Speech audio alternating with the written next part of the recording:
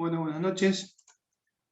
Vamos a continuar con el ejercicio 3.2 que había quedado pendiente de finalizar en la resolución de la parte de aceleración. Consulta, ¿están viendo la presentación, el punto del ejercicio 3.2 y se escucha bien el audio?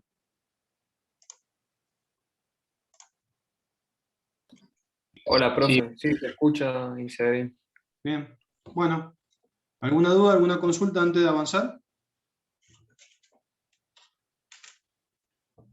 Bueno, en la clase pasada habíamos iniciado este ejercicio, habíamos hecho el planteo de lo que era condición de rigidez en una barra, que era la barra CB, y habíamos calculado cómo determinar a través de la condición de rigidez, que es este planteo que tienen acá arriba, cuánto valía la velocidad en el punto B. Nosotros teníamos diferentes metodologías para poder definir esa velocidad y en concreto nos pedían utilizar condición de rigidez.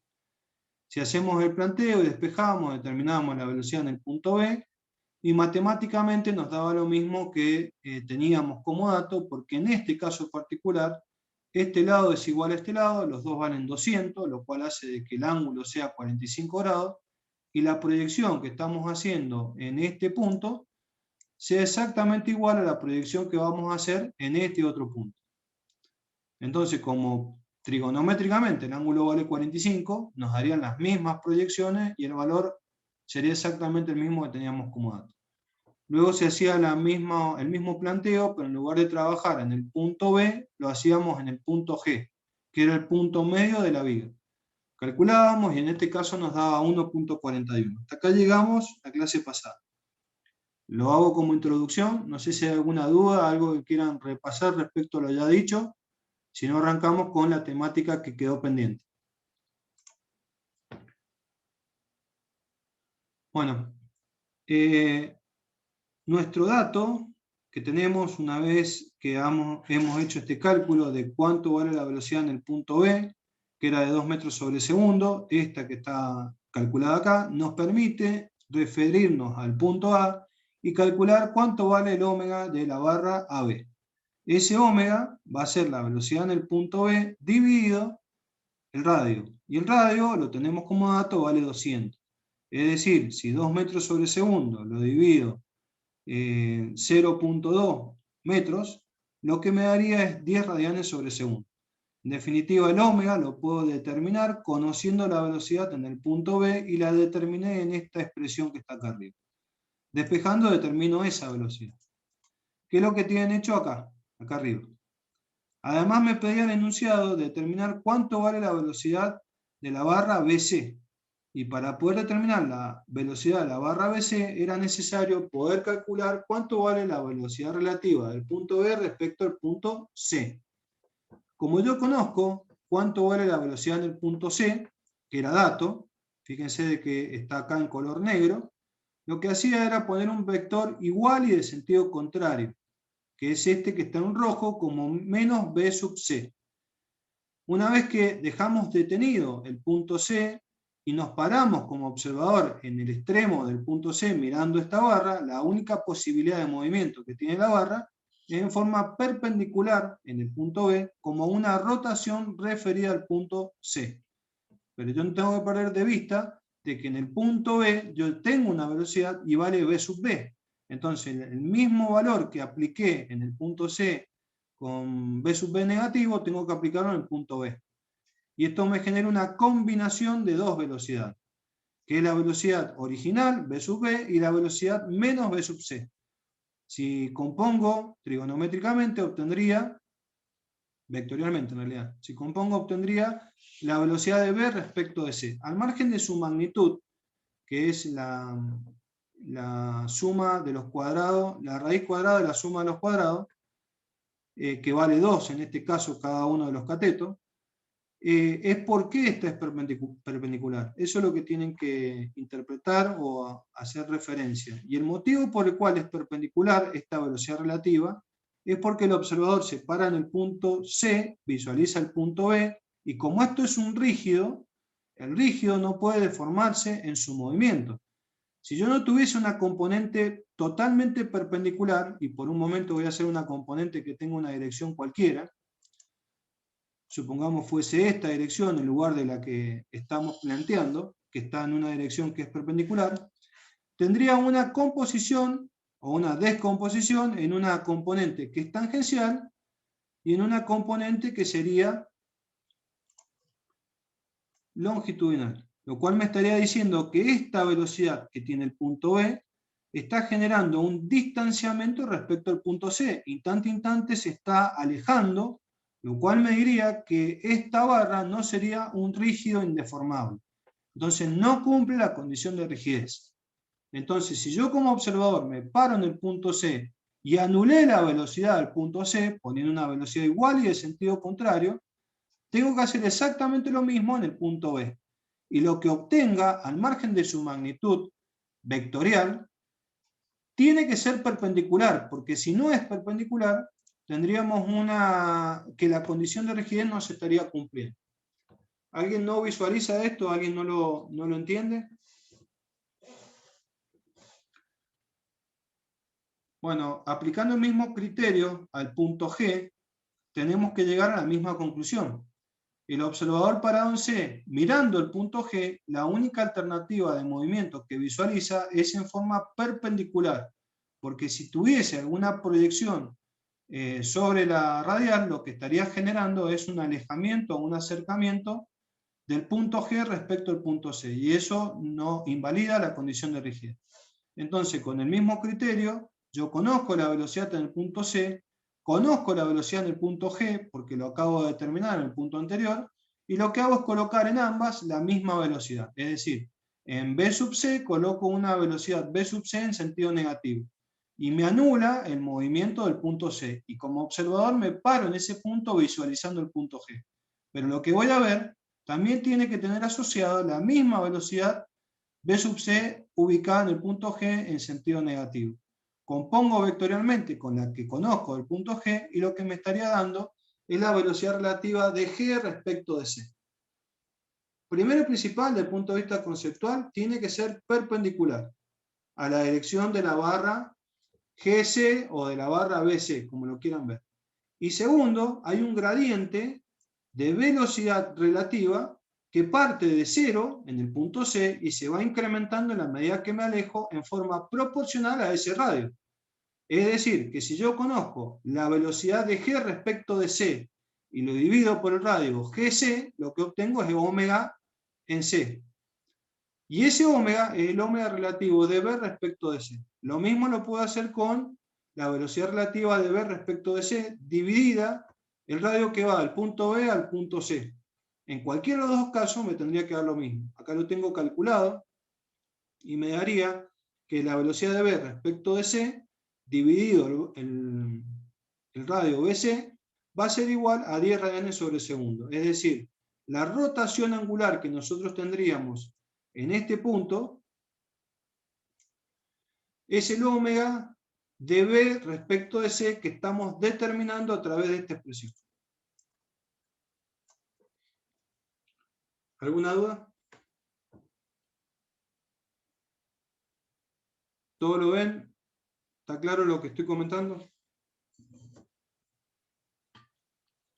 Bueno, el criterio de análisis se basa, particularmente en este caso, en considerar de que la velocidad relativa de un punto respecto de otro no puede tener proyección sobre la barra.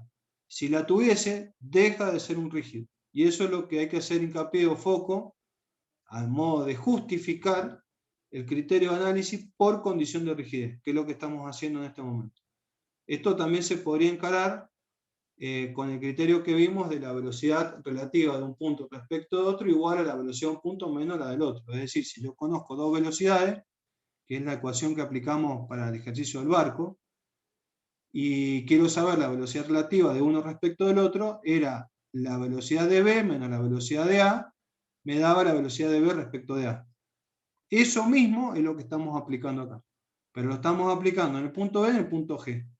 No como movimiento relativo, sino como condición de rigidez, que matemáticamente es casi muy parecido, pero el concepto de condición de rigidez es que tanto en la componente de velocidad de B respecto de C como en la componente de G respecto de C no pueden tener proyección sobre el radio, porque eso generaría un acercamiento o un alejamiento del punto G o del punto B respecto del DC. ¿Alguna duda?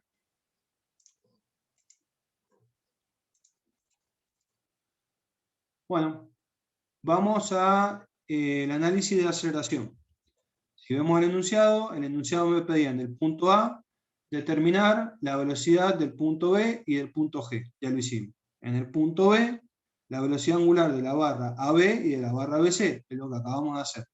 Y en el punto C, la aceleración angular de la barra AB y de la barra BC. Para poderlo determinar, vamos a utilizar el mismo criterio que acabamos de ver.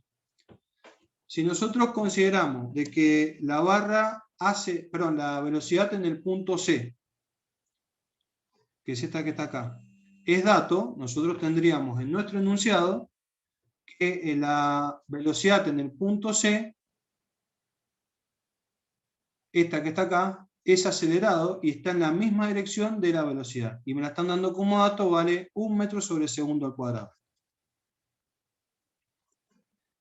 Va a ser igual a la velocidad que tengamos en el punto B más la velocidad relativa que tengamos de C respecto de B.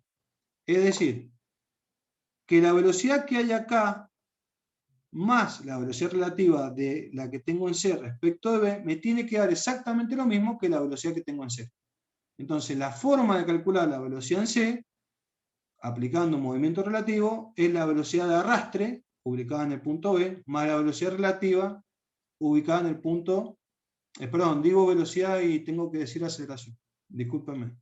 La aceleración que tengo en el punto B más la aceleración que tengo en el punto C. Eso me estaría dando esta ecuación que tienen acá. Yo esto lo puedo descomponer trabajando cada uno de los casos. Es decir, la aceleración del punto B, que es la que tendría acá, la voy a poder calcular con la composición de una normal y de una tangencial. La normal la puedo calcular en módulo de dirección y sentido, porque conozco cuánto vale el omega. Omega cuadrado por R me estaría dando cuánto vale esta normal.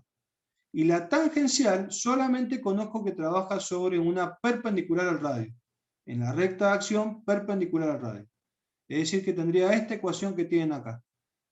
La velocidad del punto B es una tangencial, que no sé cuánto vale, pero sé que existe, y podría ser 0, tendría que averiguar cuánto vale el módulo, o justificarlo, más una normal. Y la velocidad de C relativa a B va a tener el mismo criterio, va a tener una tangencial relativa y va a tener una normal relativa. La sumatoria de estas dos más estas dos me estaría dando la aceleración del punto C. ¿A cuál es dato? La tengo en el enunciado. Es decir, la ecuación genérica es esta que está conformada acá como la suma de estas 4 componentes. Es decir, yo estaría sumando las dos tangenciales más las dos normales que tienen acá para determinar lo que ya conozco. Vamos a poner sus componentes cartesianos. La aceleración que tenemos en el punto C la conozco en módulo, dirección y sentido. Es dato. Trabaja en el versor J y es con signo negativo porque es descendente. La aceleración que tengamos tangencial va a estar trabajando en forma perpendicular en el punto B. Desconocemos el módulo, pero sabemos su recta de acción. Es en I.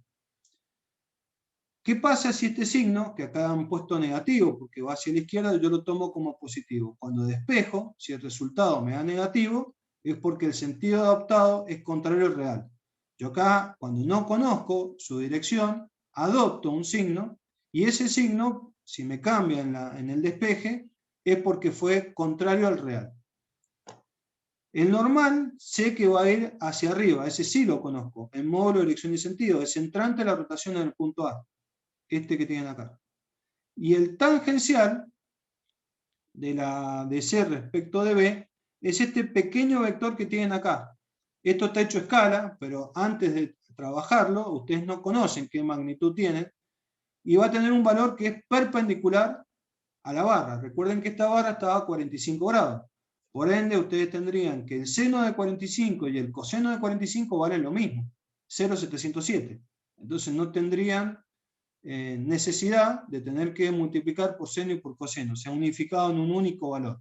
Entonces tendrían en la componente tangencial, en módulo, multiplicado por el seno de 45, 0,707, conversor en I y conversor en J. Y para la normal, que es la componente que vamos a tener acá, con el mismo criterio, por 0,707, conversor en I y conversor en J. Fíjense que en el caso de la normal, no hay duda de que es entrante. El componente del versor va a ser positivo para el eje horizontal y negativo para el eje vertical. El vertical negativo y el horizontal negativo. Positivo. Y en este caso han adoptado un sentido. Esta tangencial podría ser hacia abajo, podría ser hacia arriba. Acá se ha adoptado un sentido que puede estar bien o puede estar mal, y el despeje de la ecuación, si me da negativo, sé que el sentido adoptado es incorrecto. Esta resolución que tienen acá es netamente analítica. Lo que hacen acá es descomponer, igualando las componentes en J, que tengan dentro de un lado y del otro lado la igualdad, y las componentes en I. Si despejan componentes en J, es esta ecuación. Y si despejan componentes en I, fíjense que la aceleración del punto C, que es dato, no tiene componente en I, conversor I, entonces sería 0, igualado a la componente que tienen acá, a la que me dé esta ecuación y a la que me dé esta ecuación. ¿Qué es lo que han hecho acá? Acá está despejado en ambos casos. Si reemplazamos dentro de la ecuación, nosotros podríamos determinar, despejando de una de ellas, que es esta que tienen acá arriba, algunos de los factores, que son mis incógnitas. Tengo dos incógnitas, esta tangencial y esta tangencial. Entonces puedo poner una en función de la otra. Y reemplazar en la ecuación que está acá abajo, que es lo que se ha hecho acá y lo que se ha hecho acá. Y esto me permite determinar cuánto vale la tangencial relativa y cuánto vale la tangencial del punto B, la de arrastre.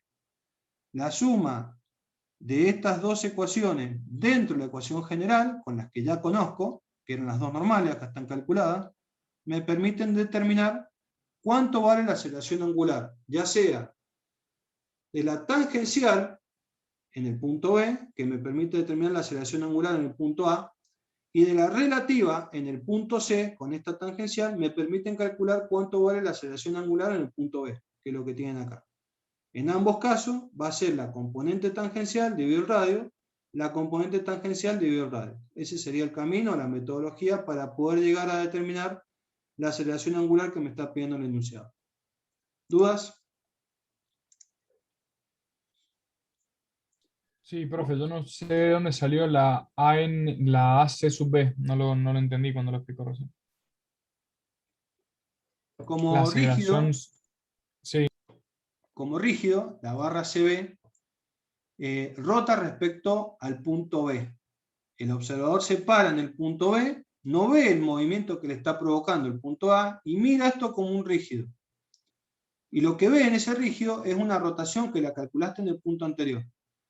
Esa rotación que vos calculaste en el punto anterior, en este punto, te daba de que vos tenías una rotación en el punto B, acá, y la calculaste dentro de esta expresión. Esta que está acá. sí. ¿Qué genera esa rotación relativa? Te genera dos componentes desde el punto de vista de aceleración. Sí o sí, por ser un movimiento de rotación, una componente normal, que es esta que acabo de graficar. Y una trayectoria perpendicular tendría una componente tangencial, si es acelerado. Si es constante, no tendría componente tangencial. Entonces, con ese criterio, me vengo a este análisis. Y si lo hago a escala, lo que yo vería es que esa componente tangencial acá está ampliado. Ese pequeño tramito que tenés ahí está ampliado y sería este que se visualiza acá. La aceleración tangencial de C respecto de B, que es esta componente que tenés acá, la desconozco en módulo, pero sí en su trayectoria, que es perpendicular a la barra CB. Y además tendría una componente normal, que esa sí la conozco en módulo, dirección y sentido. ¿Cómo la calculo? Como la omega al cuadrado de B respecto de C por el radio, que es BC. Y me Ahora estaría sí, dando profe. 28,28. Sí, te escucho. No, que ahora ya me di cuenta. Bueno, O esa sea, componente normal es la que entra dentro de la ecuación como dato. Vos tenés dos ecuaciones, que es la sumatoria de componentes en I y la sumatoria de componentes en J, con dos incógnitas, que son las tangenciales. Entonces, dos ecuaciones con dos incógnitas se pueden resolver y podés despejar tranquilamente para determinar cuánto vale. Esas componentes tangenciales, que me daría en un caso 1.41, en otro caso 19, me permiten, dividida por el radio, determinar el ómega. Porque la componente tangencial, tenga o no tenga, dividido el radio, me dice si el movimiento es acelerado o no, y puedo calcular la velocidad, la aceleración angular. En un caso vale 5 radianes sobre segundo cuadrado, en el otro caso 95 radianes sobre segundo cuadrado. ¿Quedó? Sí, profe.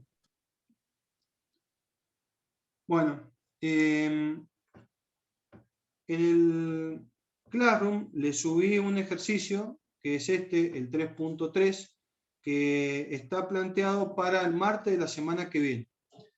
Ustedes tendrían que interpretarlo aplicando la condición de rigidez, que es un poco lo que hicimos al principio, y en ese análisis tendríamos que definir cuáles son las velocidades que tendríamos como dato y cuánto valdría por condición de rigidez la velocidad en el punto C.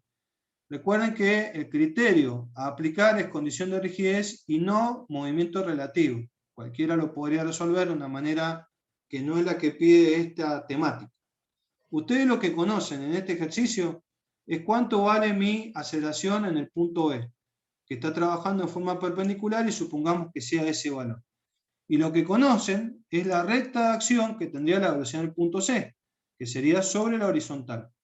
Entonces lo que deben hacer, analíticamente y gráficamente, es proyectar esta velocidad sobre la horizontal. Y la manera de proyectarla era hacer un producto escalar entre la velocidad y el vector distancia que va del punto B al punto C. Y eso lo que les daba era la componente, un minuto, esta. Me da la componente que estaba trabajando en la proyección. Como es un sólido indeformable, la biela, deberíamos tener exactamente la misma velocidad en el punto C. Y si hago la proyección de esa velocidad,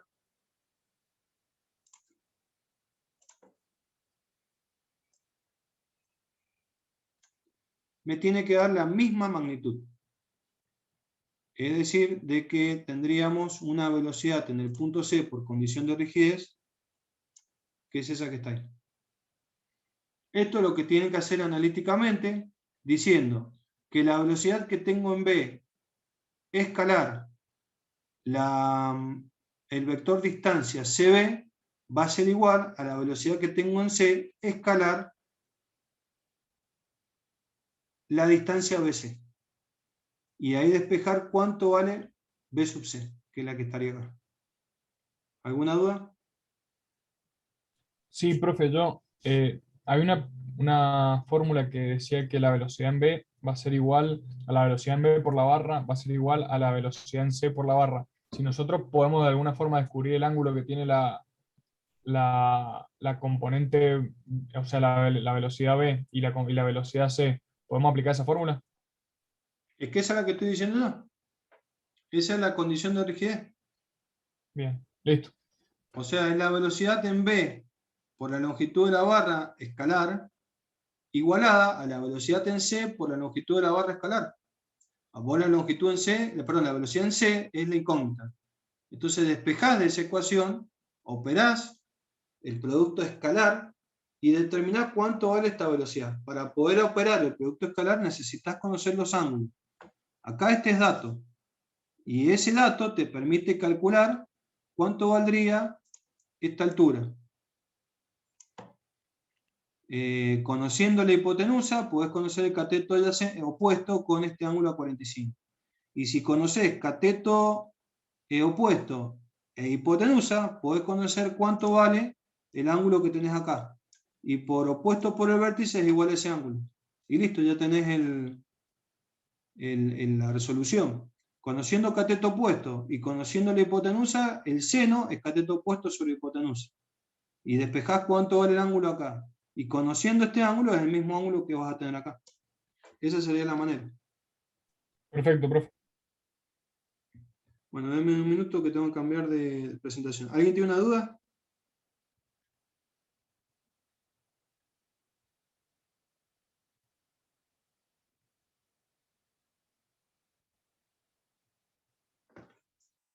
Bueno, este ejercicio es para el martes que viene, es muy sencillo lo que acabo de explicar, y es aplicar condición de rigidez para la biel. No es mucho más que eso, más sencillo que los dos que vimos.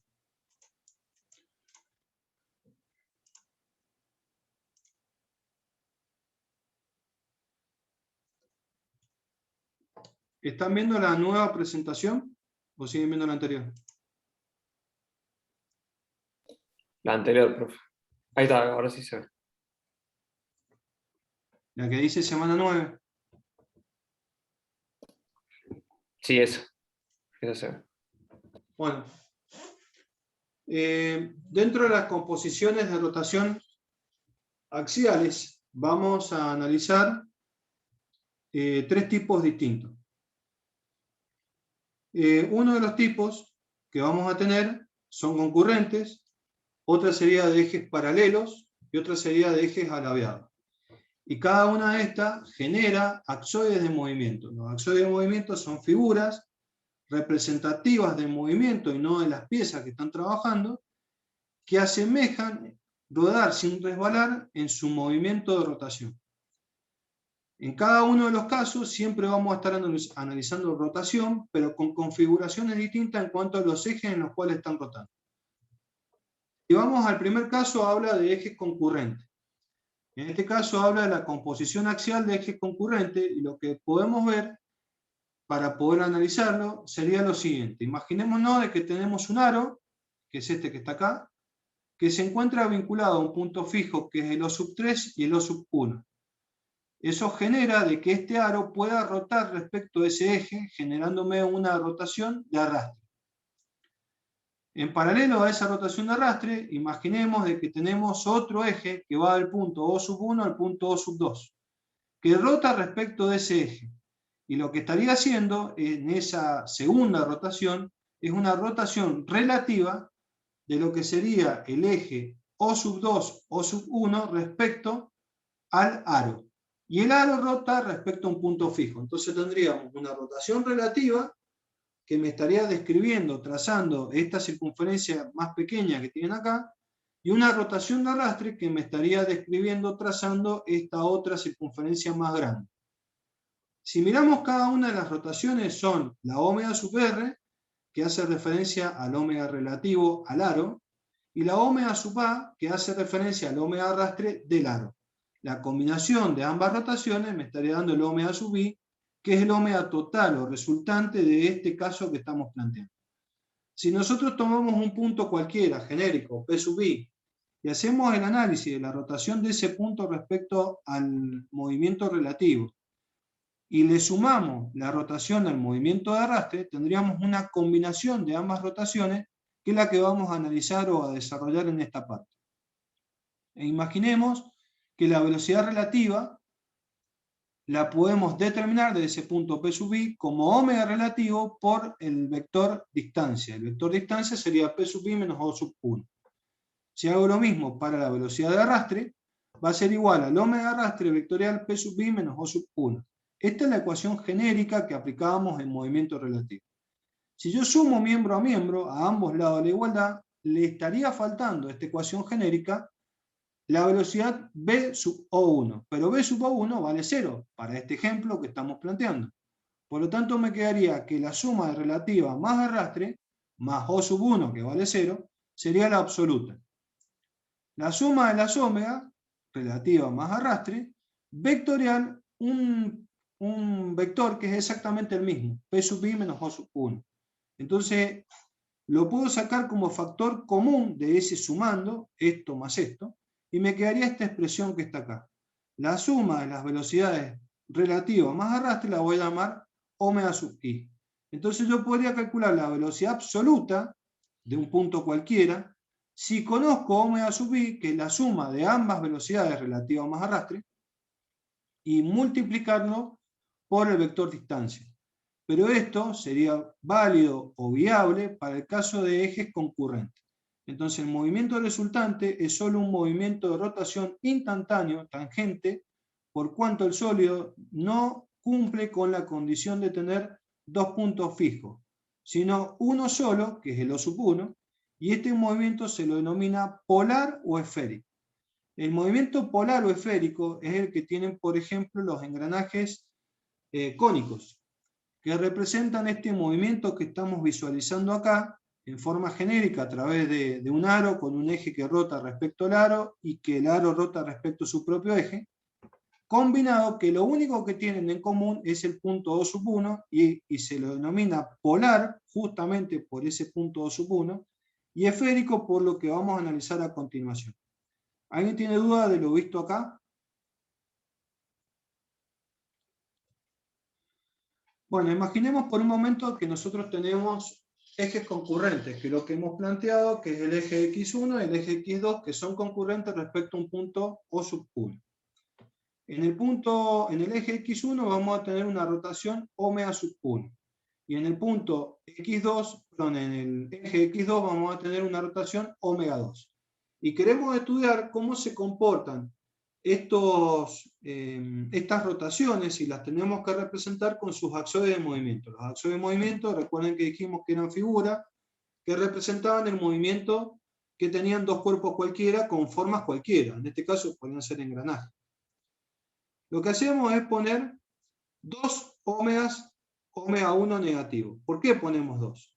La primera que estamos poniendo anula el movimiento Ω1 y visualiza la rotación que tendría con un menos Ω1 el eje X2 respecto al X1 y además la rotación propia en color azul que tendría el eje X2 respecto a su propio eje.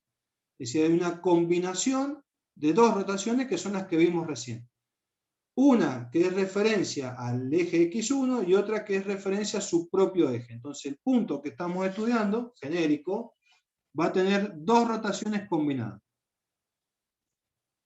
Bueno, acá se los aclaré. Una de ellas es el vector Ω1, que lo que hace es anular el primer Ω1, que es el que me estaba dando este tipo de movimiento.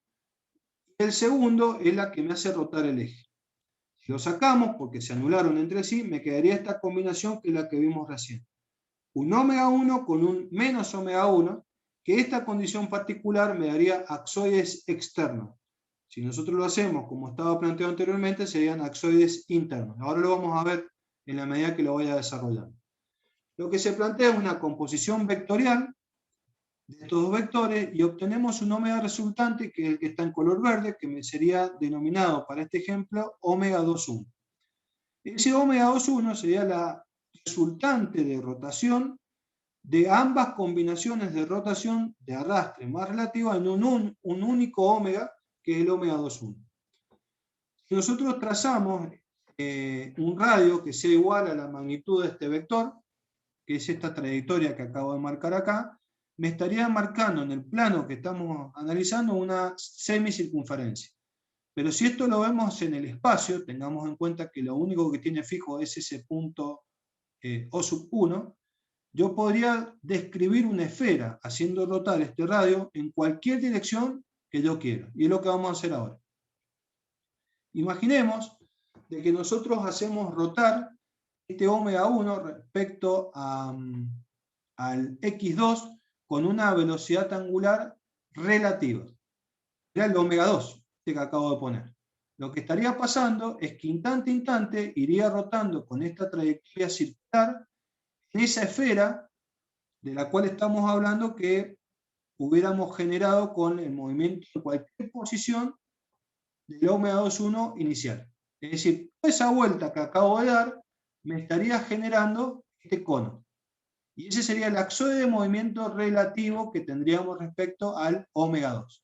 Ahora, con el mismo planteo, hagamos la rotación respecto al eje X1. Y esa rotación va a ser con una velocidad angular una velocidad angular Ω1. Lo que estaríamos generando es un cambio de posición de ese vector con una trayectoria también circular, que va describiendo toda esta trayectoria que está moviéndose en la imagen, el Ω2,1, y me genera otro cono. Es este otro que está acá. Por lo tanto, yo puedo representar el movimiento del Ω1 y el Ω2, arrastre y relativo, como el movimiento de dos axoides de movimiento, que son estos dos conos que tienen acá. Siempre que ustedes tengan ejes concurrentes, los axoides de movimiento que tendrían para ese caso particular van a ser conos y esos conos son los axoides del movimiento genérico que podrían tener para interpretar el movimiento polar esférico. Se lo denomina polar porque tiene un polo que es el punto 2 sub 1, y se lo denomina esférico porque las infinitas posibilidades de posición que podría tomar el ómega resultante, este que está de color verde, me genera una esfera. Lo único que tiene fijo es el punto 2 sub 1. Y cuando yo tengo definida cuáles son mis rotaciones en cuanto a su módulo, dirección y sentido, y el ángulo que habría entre estos ejes, se transforman en dos conos. Estos conos se verían cortados por una esfera. Y esta traza que tienen acá es la traza que me estaría determinando la intersección del cono con la esfera. Y lo que yo tendría acá arriba es una calota esférica, que es una porción de esfera, que estaría acá arriba, y se lo llama poloide. Y de este otro lado sería erpoloide.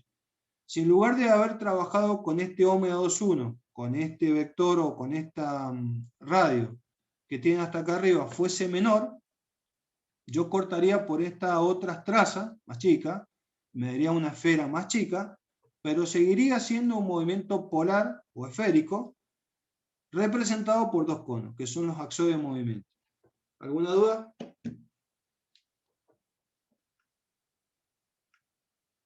¿Está claro? ¿Nadie tiene duda respecto a lo dicho? No, profe. Bueno, mejor así.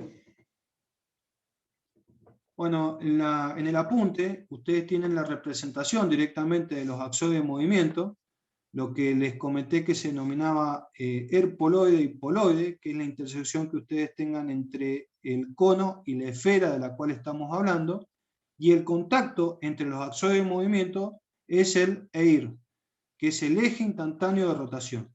El eje instantáneo de rotación es el contacto en el cual tendrían los axoides de movimiento, estarían en contacto, y la recta de acción donde estaría el ómega resultante. En este caso, si yo compongo este ómega con este ómega, me estaría dando el ómega resultante orientado en el contacto de estos dos axoides, en este caso de eje concurrente, que son conos.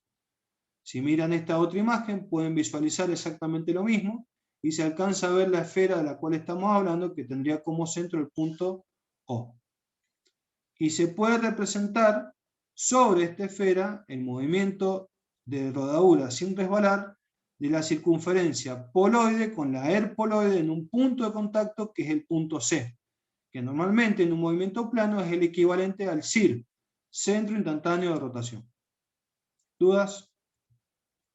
Sí, profe, por ejemplo, si en el cuerpo que se ve donde está la velocidad angular relativa, digamos, este óvalo que se ve.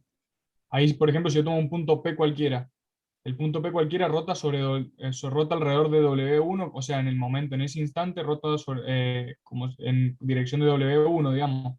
O sea, como si W1 fuese su velocidad angular absoluto. Mira, para poder visualizar el movimiento, perdón, para poder visualizar los axones de movimiento, siempre es la misma metodología independientemente de cómo sean los ejes, si son concurrentes, paralelos o alabeados. Estamos viendo el primer caso de ejes concurrentes, pero la manera es la siguiente. Como observador me paro arriba de alguno de los dos conos, que todavía no sé que son conos, a alguno de los dos ejes. Elijamos este. Me paro arriba de este eje. Lo dejo quieto, porque yo como observador no veo la rotación cuando estoy parado arriba de él, porque estoy rotando junto con él. ¿Qué es lo que veo? Que este rota respecto a su propio eje con la velocidad angular que tiene. Pero además veo que el eje rota respecto al eje donde yo estoy parado con la misma velocidad angular que tenía el 1, o sea, el donde yo me paré. Porque al dejarlo fijo, empiezo a ver que rota el eje. Te cambio el ejemplo para ser más gráfico. Si yo me paro en el piso y veo un auto pasar, digo que va a 100 km por hora. Pero si yo me siento en el auto y miro el piso, puedo interpretar que el piso se mueve hacia atrás a 100 km por hora, como que yo estoy quieto. Y en realidad lo que he hecho es pararme en la terna móvil. No sé si es gráfico el ejemplo para interpretar lo que hace el observador parándose arriba de alguno de los dos conos. Sí, profe, yo veo, digamos, desde el punto O3, veo el punto O2 fijo y digamos, el óvalo moviéndose. si roto si roto con O2, digamos. Yo lo que veo, parándome arriba del punto O3, es que el O2 rota. Claro, profe, pero ¿yo roto con él o no? Esa es la pregunta. No. El observador se para acá y visualiza el eje que rota con una velocidad igual a esta que está acá. El eje. Y además visualiza que el propio cono rota respecto a su propio eje con esta velocidad. Entonces lo que está viendo instante a instante es que este omega, que es la composición de ambas rotaciones, describe una trayectoria, y esa trayectoria conforma el cono donde está parado. En este caso el poloide. Después hace lo mismo parándose arriba del otro cono, y visualiza qué pasa con el 3. Y el análisis es exactamente igual. Me vuelvo al caso anterior, para graficarlo.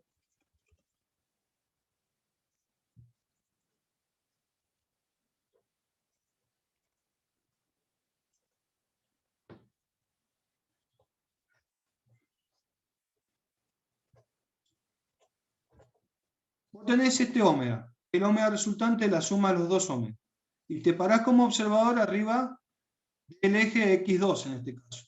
Y lo que vas a ver es cómo rota el omega 2,1 describiéndote este movimiento, que te va a dar un cono. Y después te parás arriba del eje X1 y vas a ver cómo rota ese mismo omega describiéndote este movimiento. Y te va a dar el cono que vos tendrías en el eje X1.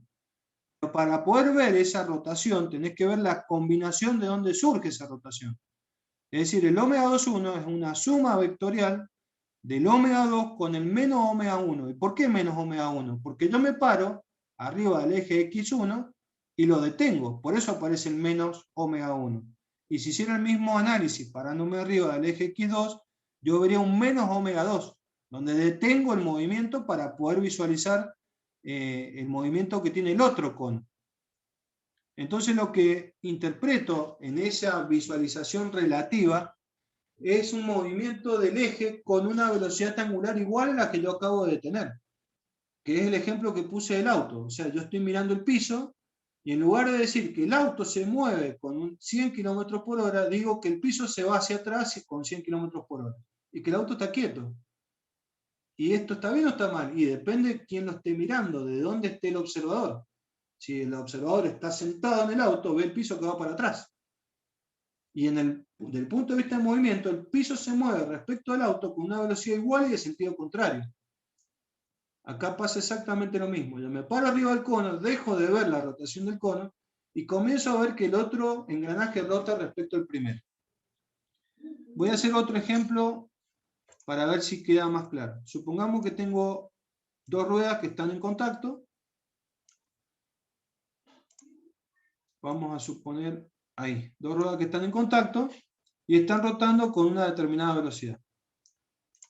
Vamos a poner una rotación acá y otra rotación acá. Esto sería para ejes paralelos. Acá habría un eje de rotación y acá habría otro eje de rotación. Si yo me paro acá arriba y dejo de ver la rotación propia del eje, que es esta omega que está acá, lo que pasaría a ver es que este eje va a empezar a rotar respecto al primero. Si yo detengo esta rotación.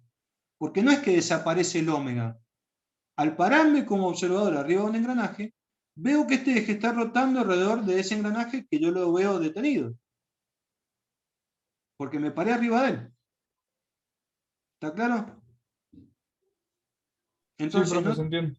en otro instante va a estar ubicado acá, en otro instante va a estar ubicado acá, en otro instante va a estar ubicado acá, y va a ir dando vueltas porque yo me paré acá arriba y no estoy viendo la rotación propia de donde me paré. Es decir, estoy viendo el movimiento relativo y no un movimiento absoluto.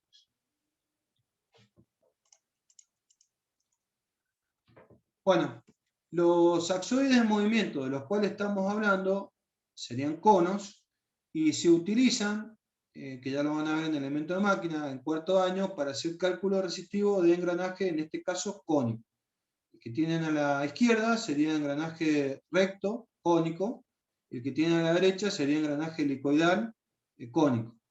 La inclinación del diente modifica el funcionamiento y el ruido, y la solicitación también, tendrían varios parámetros que están cambiando, pero el inicio del cálculo resistivo parte de los axones de movimiento. Nosotros consideramos dos conos que ruedan sin resbalar en forma imaginaria representados por estos mecanismos. En este caso un par de ruedas dentadas cónicas.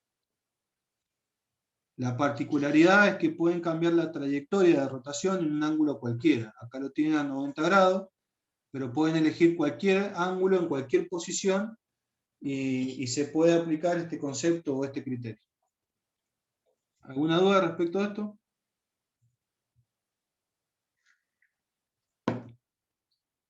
Bueno, algunas consideraciones prácticas.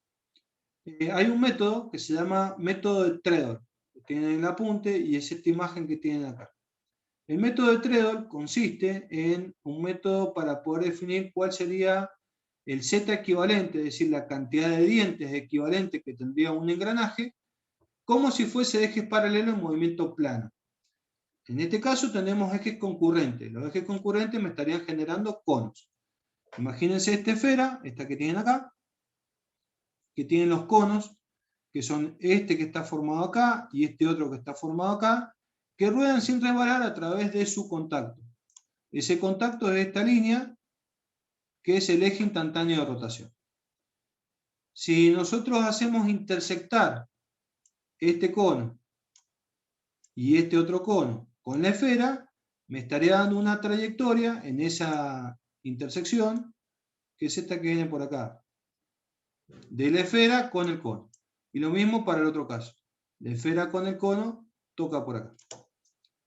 Si nosotros trazamos rectas tangentes a esas circunferencias, que habíamos dicho que todo esto que estaba acá y todo esto que estaba acá eran casquetes esféricos, y se llamaban poloide y herpoloide, si lo hacemos rodar sin resbalar, tendrían un punto de contacto que estaría por acá, que es el centro instantáneo de rotación. Ahora, por la trayectoria de estas dos circunferencias, que es la intersección del cono con la esfera, trazamos rectas tangentes, que son todas las que se han trazado acá y todas las que se han trazado acá, son concurrentes a un nuevo punto. Ese punto es el punto que tienen acá y el punto que tienen acá. Y lo que estaríamos visualizando es un cono, que es este que está acá arriba, pero no son los axones de movimiento, los que están dentro de la esfera, sino serían conos complementarios que estarían fuera de la esfera. Entonces esta figura que tienen acá arriba, nosotros la podemos construir geométricamente si cortamos una figura como esta. En un plano, yo recorto esto que tienen acá, y uno este lateral con este otro lateral. Lo que estaría formando es un cono, como un bonete, que es este que tienen acá, que sería el mismo que tienen acá arriba. De la manera contraria, si ustedes hacen un corte a este cono y lo aplastan desde el vértice hacia el plano, obtendrían esta figura, que es una semicircunferencia. Entonces, en un cono que sea no tan alto, como es este caso, que tengo una altura menor, me quedaría una situación como esta. Es decir, si esta semicircunferencia yo la recorto y este lado lo pego con este lado, llegaría a este cono. Y si esta semicircunferencia yo la recorto y este lado que está acá lo pego con este lado, llegaría a otro cono como el que tienen acá. ¿Qué pasaría? El movimiento polar esférico que ustedes tenían originalmente a través de este método se puede llevar al plano de esta manera. ¿Pero qué le estaría faltando? Le estaría faltando una proporción de esta circunferencia, que es esta parte que está acá y esta otra parte que está acá, que me estarían dando la porción de circunferencia que le está faltando a esta figura para transformarla en un movimiento planar. El tallado de engranajes cónicos tiene una dificultad en cuanto a la metodología de tallado, que no es tema de mecánica, lo van a ver en el elemento de máquina, que una de las maneras viables de tallado es a través de una fresa. Y la fresa es una herramienta de forma, que se elige a través de la cantidad de dientes que quiero tallar. Si yo reparto los dientes reales que va a tener este engranaje y este otro engranaje dentro de esta semicircunferencia, desde acá hasta acá, supongamos entran 17 dientes, y de acá hasta acá, supongamos que entran 20 dientes, cuando yo haga una circunferencia completa van a entrar una cantidad mayor de dientes. Es decir, si yo en esta ecuación digo de que esta ecuación me está representando este radio, cuando lo llevo a esta expresión que tienen acá, me estaría representando este radio que tienen acá. Y con eso puedo determinar cuánto vale esta longitud, que es lo que han hecho acá.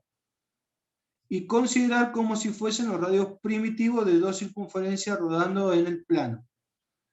Igualando y despejando, llegarían a determinar cuánto valdrían esos dientes, que se llama Z equivalente. ¿De dónde saco la igualdad? Yo digo que pi por diámetro es el desarrollo de una circunferencia.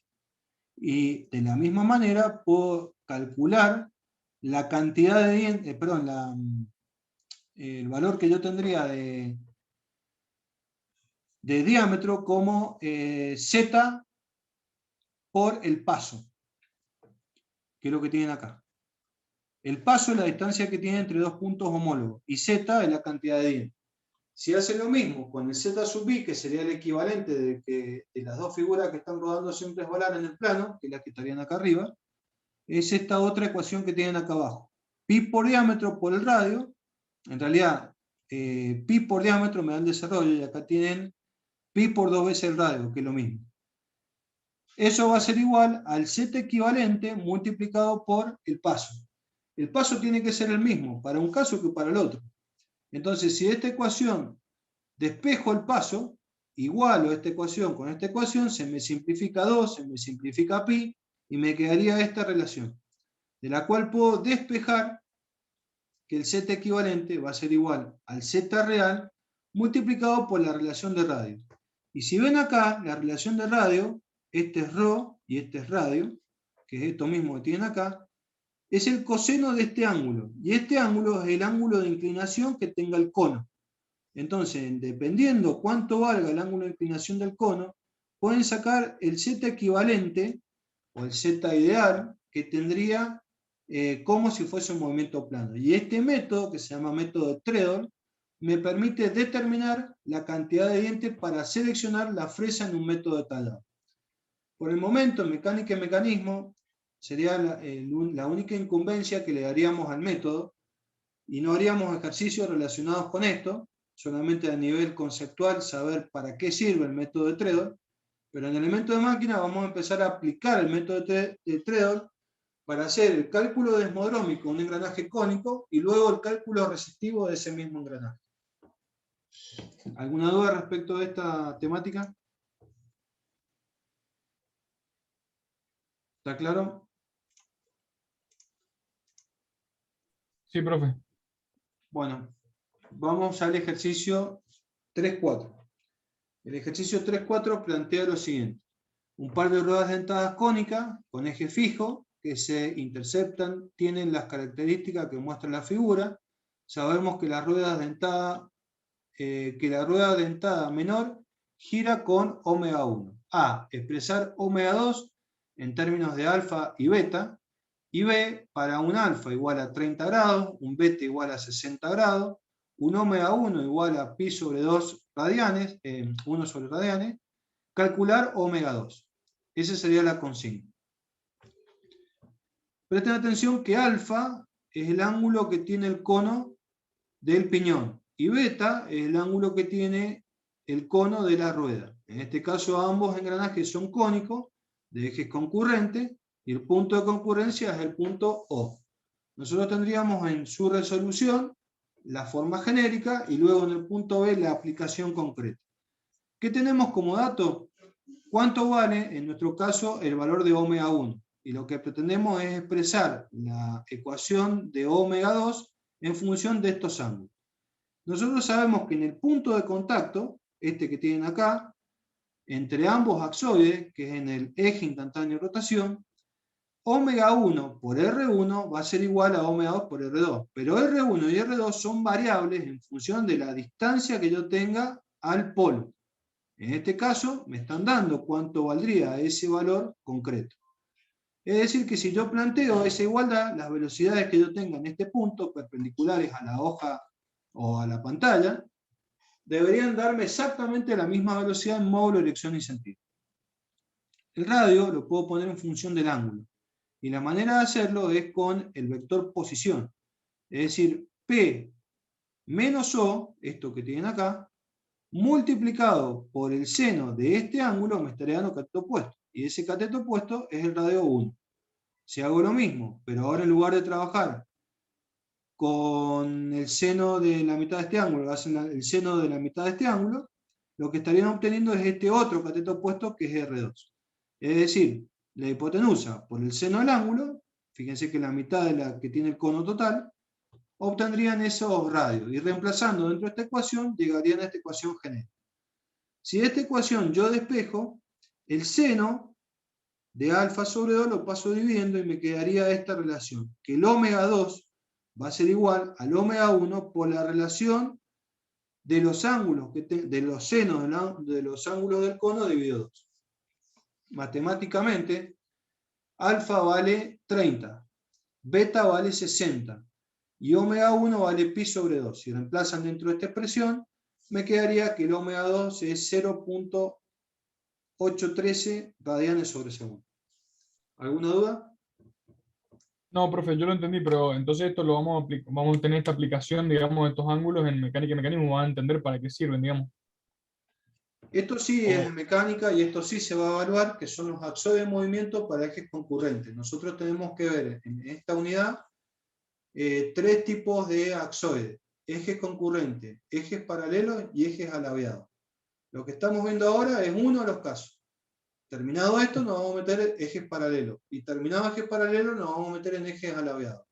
Pero es sí temática de la unidad, igual que el método de Treadle, pero el método de Treadle no lo estaríamos aplicando, solamente lo que necesitamos saber es para qué se utiliza o cómo lo aplico. ¿Por qué? Porque ustedes en la unidad que están viendo con los JTP, están viendo, los que están con Ginel, ya estuve viendo el video de la clase de él, y vi que ya habían empezado con el tema de engranaje en ejes paralelos, hablando de los axones de movimiento proyectados al plano, como movimiento plano, para ejes paralelos, que es lo que vamos a ver a continuación.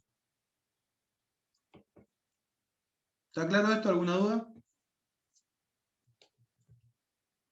Bueno, avanzamos. Vamos a ir al segundo tipo. Vamos a hacer un planteo de lo que sería la misma situación que analizamos recién, pero en lugar de ser ejes concurrentes, ahora van a ser ejes paralelos. Es el segundo tipo de rotación que tenemos que analizar.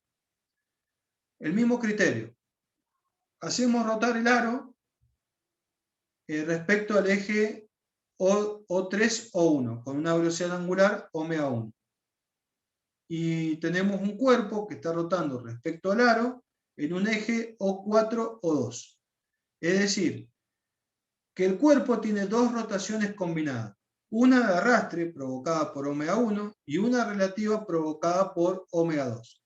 Y lo que tenemos que componer o determinar es la sumatoria de ambas. Vamos al caso analítico.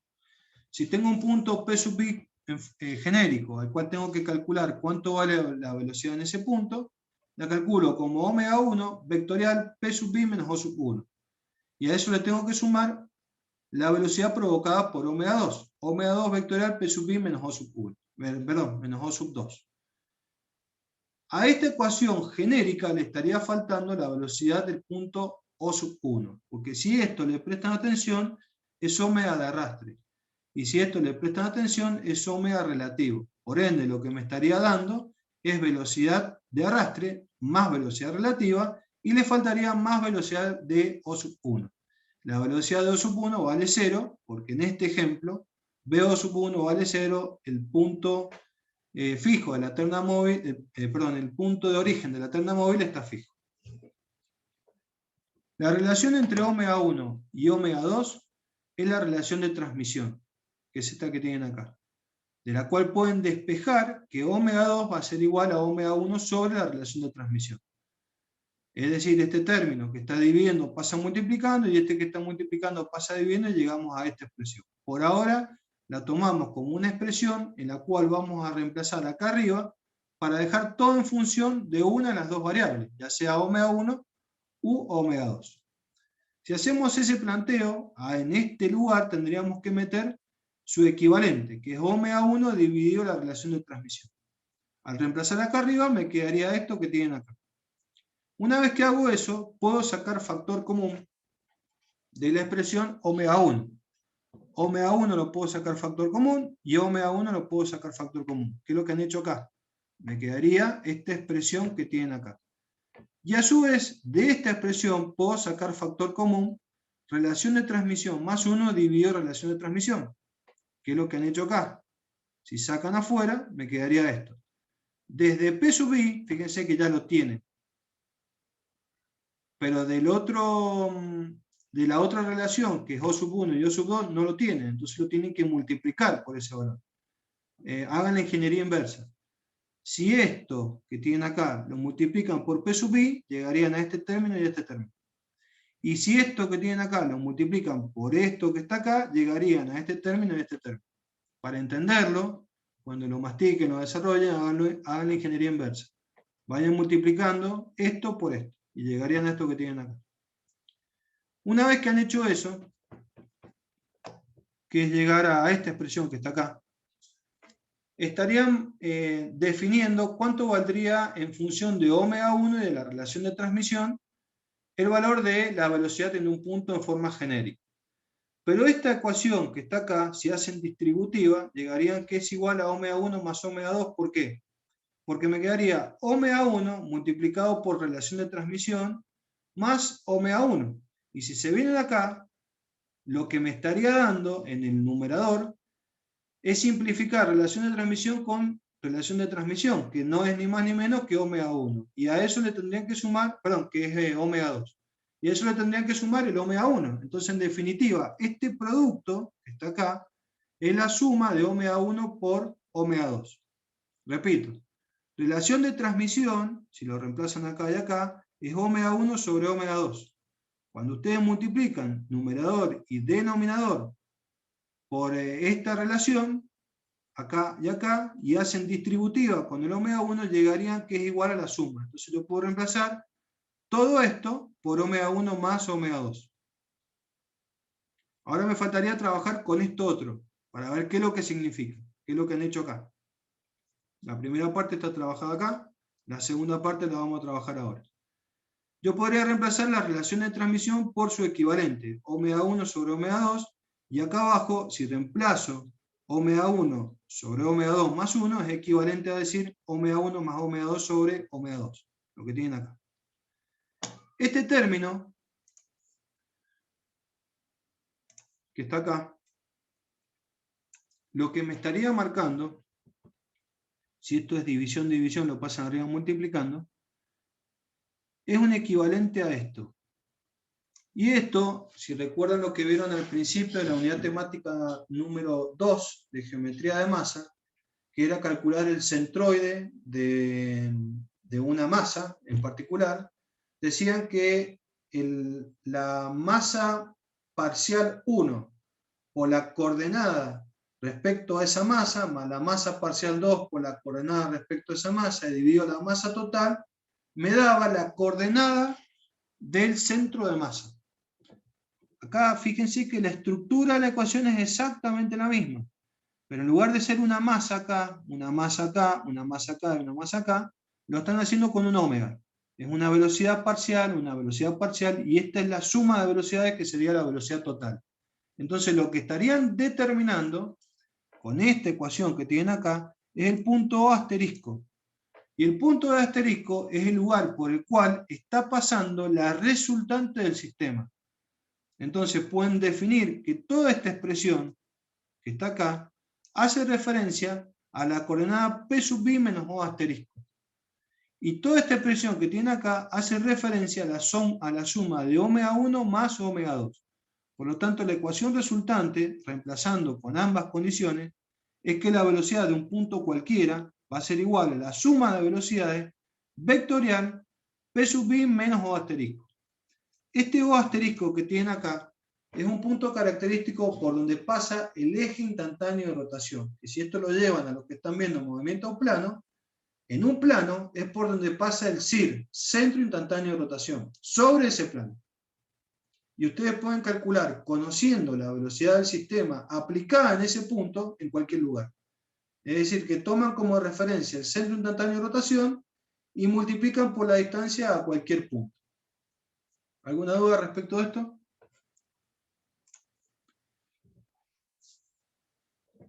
Bueno, conclusión, la metodología para poder determinar cuánto vale la velocidad en un punto P sub i sería multiplicar por el omega total, que es la suma del omega 1 más el omega 2, pero aplicado en el punto asterisco. Entonces, si yo multiplico ese omega resultante por la velocidad que tendríamos respecto al punto P sub i, me estaría dando la velocidad absoluta del sistema. Esta es una metodología simplificada de un movimiento respecto al eje instantáneo de rotación, que si yo lo conozco a través de lo que es la metodología de base y ruleta, que es lo que están viendo en movimiento plano, me simplifica todo el razonamiento de movimiento relativo y arrastre, porque hago referencia a un único punto, que es el centro instantáneo de rotación, para un movimiento plano. Y el caso de ejes paralelos se puede estudiar en movimiento plano. ¿Por qué el movimiento es plano? Porque todas las omegas aplicadas a ese sistema son paralelas. Si dejan de ser paralelas, como es concurrente el caso anterior que vimos, ya no lo puedo estudiar como movimiento plano. Y una analogía de ese estudio de movimiento plano es el método de Treadle. Entonces yo con el método de Treadle lo que hago es asimilar ese movimiento polar esférico a un movimiento plano y lo estudio de esta manera, que es mucho más sencillo. ¿Dudas?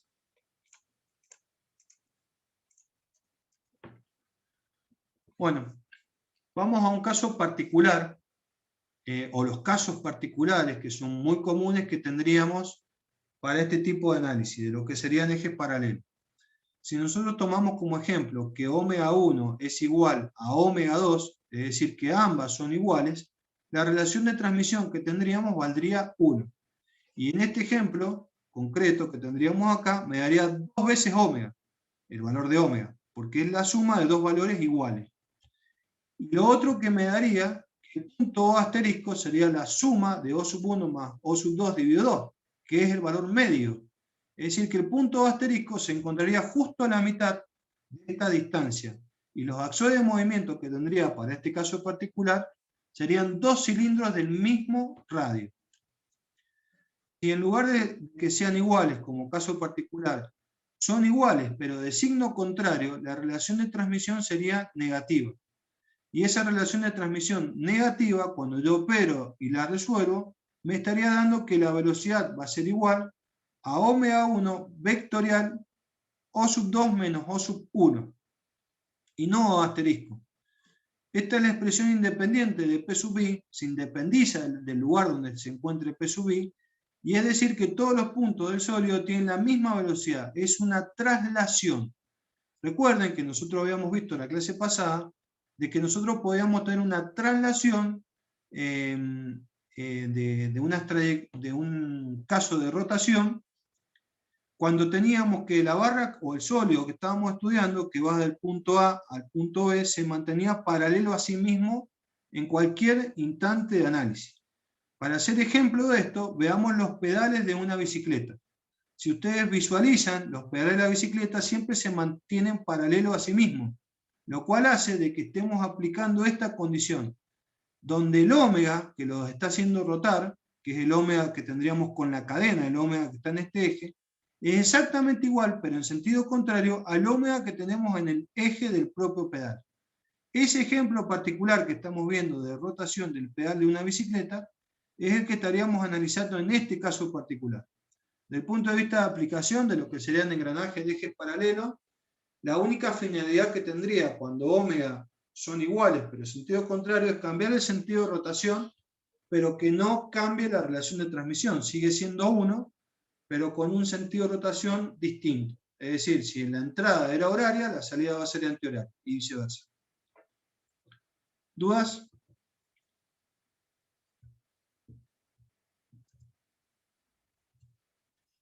Bueno, vamos a hacer el planteo de los axones de movimiento para el caso de ejes paralelos.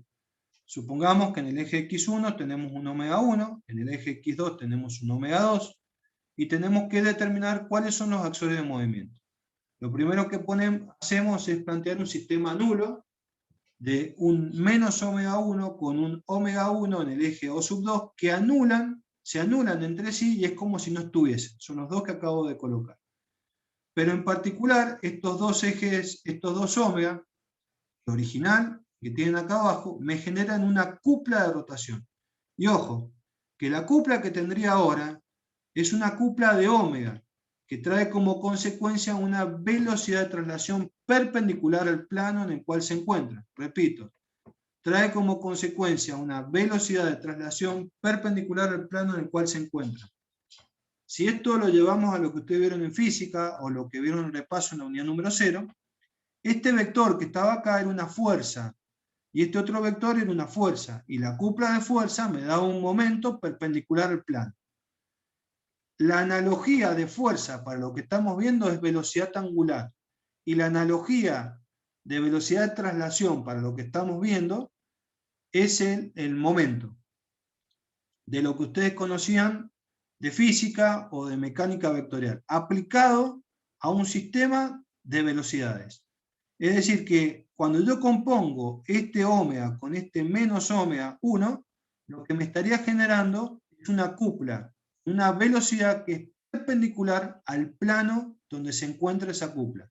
Entonces yo puedo eliminar estos dos vectores, que son los que me provocan la cupla, y mantener esta velocidad libre en el plano, de la misma manera que es un momento provocado por una cupla. Es libre en el plano, lo puedo ubicar donde se me dé la gana. ¿Alguna duda con lo hecho hasta el momento? Bien, avanzo. Una vez que tenemos esto, nosotros deberíamos encontrar un punto O asterisco tal que, si aplico un sistema nulo en ese nuevo punto O asterisco, que es por donde pasa el eje instantáneo de rotación, anularía esta velocidad. Entonces lo que hago es componer esta velocidad que yo tengo, omega 1 con menos omega 2, y lo que llego es a un omega resultante omega 2,1. Buscar un punto O asterisco donde voy a componer la cupla provocada por esa resultante. Ese punto O asterisco sería el punto tal que la distancia que existe entre O sub 2 y el punto O asterisco me genera una cupla entre este omega 2,1 y este menos omega 2,1 exactamente igual, pero en sentido contrario que la que tenía originalmente. Entonces me anula esa componente.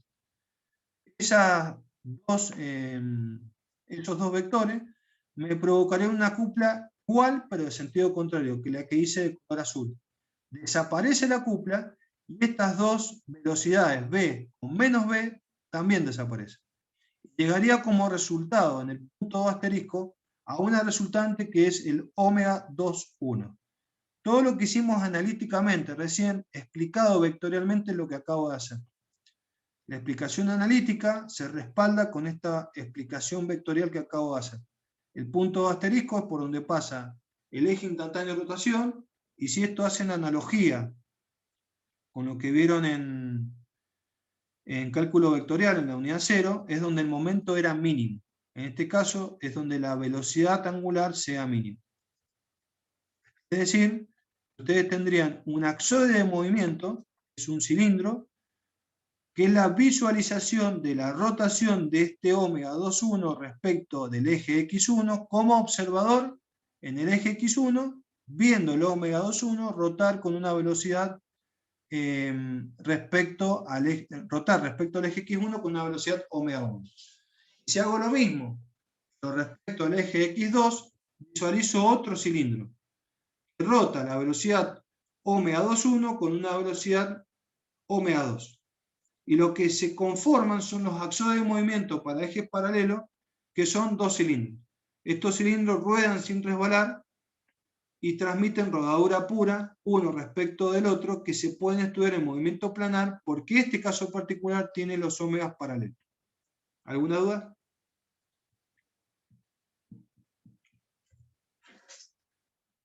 Bueno, en este caso particular se utiliza para la configuración de engranaje de ejes paralelos, donde los axones de movimiento me están representando la primitiva de los engranajes, y en la imagen de la izquierda se puede visualizar un tren de engranaje de ejes paralelos. En el caso que estamos analizando tiene 3 etapas, y cada etapa de reducción estaría modificando el número de RPM con el incremento de torque. En la medida que baja el número de RPM, aumenta el torque y viceversa.